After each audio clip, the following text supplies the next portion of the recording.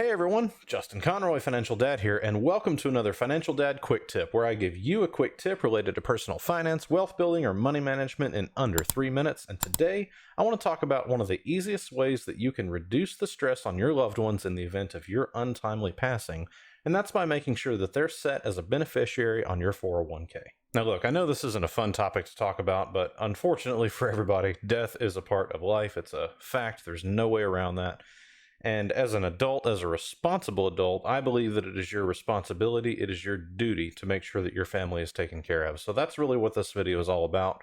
I want to show you guys how to set up a beneficiary in a 401k account. Now you can of course do this with all other types of investment accounts, your 529 plans, your 403bs, your SEPs. They all have some sort of place where you can add a beneficiary. I'm going to show you how to do it on mine because as much as I'm talking about responsibility, as it turns out, I haven't done mine for my 401k, so I get to show you how to do it today.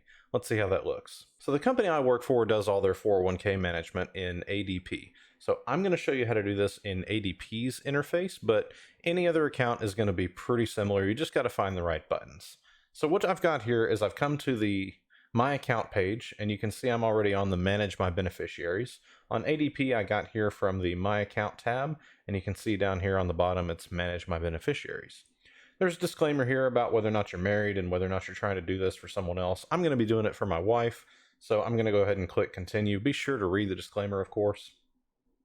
And then you come to the Manage Beneficiaries page. You can see you can set a primary beneficiary and a secondary beneficiary. So a primary beneficiary is someone who's going to receive your assets upon your untimely death. The secondary beneficiary is a person who can also receive your benefits if the primary beneficiary has also deceased. So on ADP, if I want to add a primary beneficiary, there's a button down here, Add New Beneficiary, and you can see it pulls up this form that we have to fill out. Let's go ahead and do that together. Obviously, I'm going to have to blur some things out. So primary beneficiary, this is my spouse. I want to give 100% of my assets to her upon my death. And for the rest, I'm going to just blur all this out and do this really quick. Obviously, can't show that on the video. All right, now once you got all that filled out, you can go ahead and push Continue. So as you can see, my wife has now been added here as the primary beneficiary. I've, of course, had to blur out most everything here. But don't forget to click the Save button down here at the bottom. If your spouse is the one that you're marking as your primary beneficiary, it's probably a good idea to go ahead and mark someone else as the secondary beneficiary, just in case something happens to both you and your spouse.